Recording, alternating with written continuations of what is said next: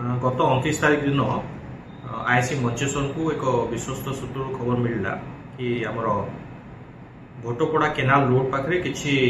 लोक गोटे परित्यक्त घर में सन्देहजनक अवस्था बसी रही किसी अपराध घटे पारती यही खबर पाइला आमे मंचेश्वर थानार गोटे टीम घटनास्थल को आम जो खबर पाई वेरीफाई करने पठेलु। आम ऑफिसर निरंजन ओझा नेतृत्व में थानार किसी स्टाफ घटनास्थल को जाइए और से परित्यक्त घरे किसी युवकों को बसबार देखी रात्र से ओढ़ समय से कौन से बसते जो मैंने पचार किसी संतोषजनक उत्तर दे पार नथिले जेहेतु निरंजन ओझा को गतिविधि टी सन्देहजनक लगिला से जो सर्च कर जेरा कर आम गोटे खंडा दीटी चाकू गोटे कटुरी और गोटे आयरन रड पाइलु जेहेतु ये जिनस गुड़िक जबत है आम सन्देह आउ घनीभूत होता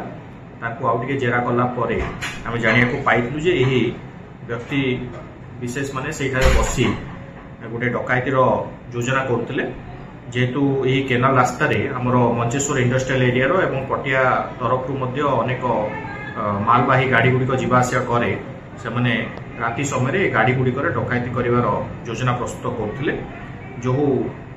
लोक मान धरवे सफल होती संत एलिएस विनोद कुमार बेहेरा, शंकर नायक, कालिया एलिएस राजू दास, हनुमान एलिएस बुतु दास, Govind Das character antecedent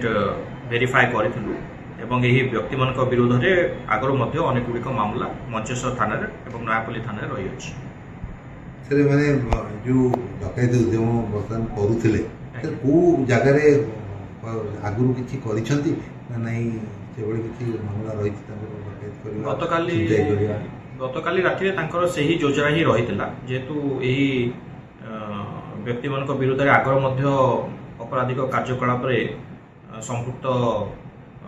थिबार record मान रही विभिन्न थाना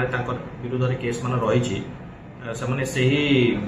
ढांचा यही सब डकायती करने योजना प्रस्तुत कर मोबाइल फोन और सांगसाथी आपण पिलाटीर पाठपढ़ा और कैरियर को प्रभावित करुच्ची कि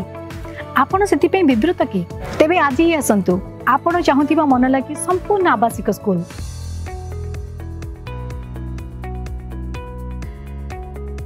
टीएससी गुरुकुल गोठपाटण भुवनेश्वर।